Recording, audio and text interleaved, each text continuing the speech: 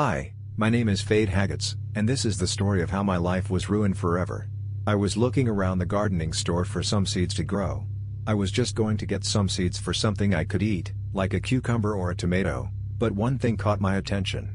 There was a single bag that was pushed all the way to the back of the shelf.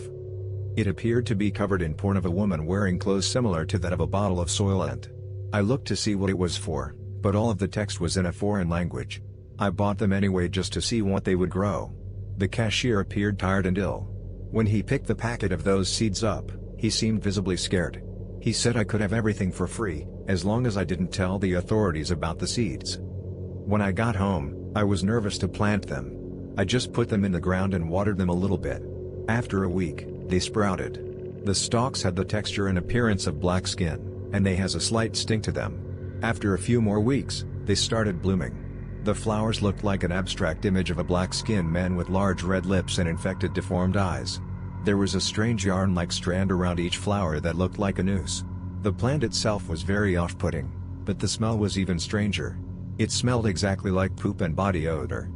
I still had the packet in my garage since I did not use all of the seeds. I got out my phone and used an app to translate the text into English.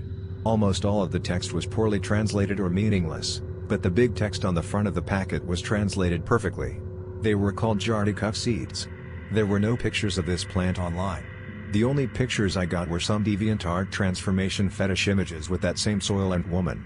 The next day, the plants that were next to the jartycuck flowers were showing signs of severe stress, and some of the leaves were wilting. I dug around the plant with my trowel and grasped the stalk, but right as I pulled the plant out of the soil, it spat a brown, sticky fluid in my eyes.